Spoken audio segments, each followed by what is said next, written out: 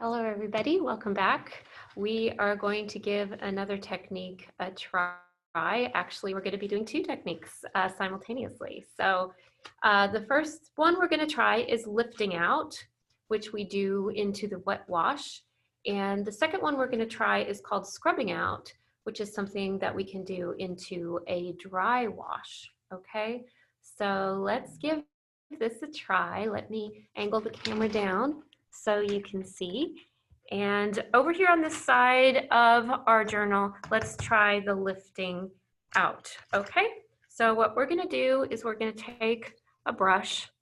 This is just a 1-inch wide flat brush, and I'm gonna just load it up with some paint. And we wanna try this at a fairly kind of dark wash, so let's be sure to load up our paint pretty heavily here. And we'll make a couple of strokes there so that we have a fairly wide brushwork there to lift out. Okay, so I'm just going to take this is a cheap paper towel that we happen to have here in the studio. And I'm just going to press in, and notice that I'm not like wiping.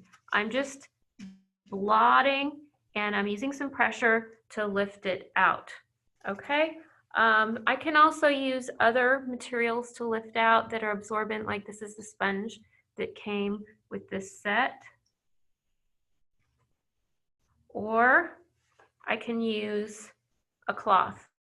Now notice as the paint starts to absorb into the paper, it's going to kind of pull out less and less of the pigment.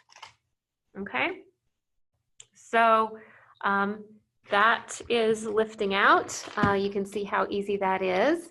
And let's move on to our scrubbing out technique. Okay, so I'm going to use a strip that I've previously painted because this does need to be dry before we try it out. The other thing that I like to use for scrubbing out is just a very inexpensive bristle brush, which we normally wouldn't use with watercolor. But this is just a cheap brush that I sacrificed by cutting off. It had bristles that were a little bit longer.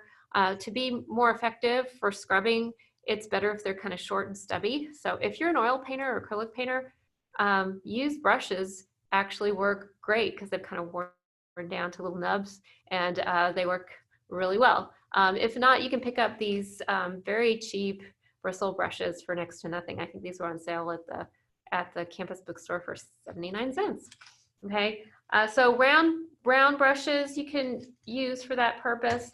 I also have a flat one, a little flat brush. It says it's a number 4, but like I mentioned before, brush sizes are not standardized.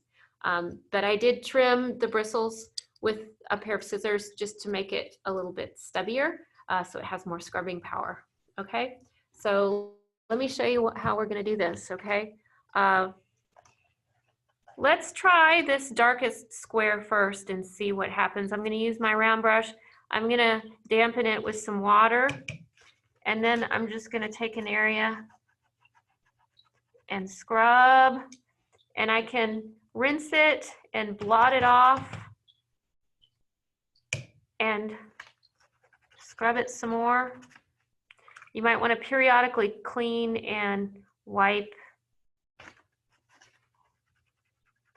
And you do have to be a little bit careful. If you scrub too much, you're going to end up damaging the texture of the paper, okay? Which may or may not be a problem for you. Notice how it's a lot more dramatic if you're working on a darker tone versus, let's try scrubbing out down here in the lighter area.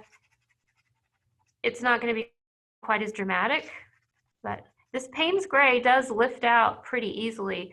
The degree to which the paint will scrub out depends on the degree of staining, the staining quality of that pigment. Some pigments stain. If they're staining pigments, then you might not be able to scrub out any of it, like the phthalo colors. They're very strong staining colors, but other colors lift out more easily. So it's good to get familiar with your pigments. You can make yourself a little chart. We'll talk about that a little bit later so that we can start to understand better the different characteristics of the different pigments. But those are two techniques that are a lot of fun to work with. They're great to work with. Lifting out, remember you do that with the wet wash, and the scrubbing out, which you do onto the dry wash. Okay? Have fun practicing, and I will see you in the next demo.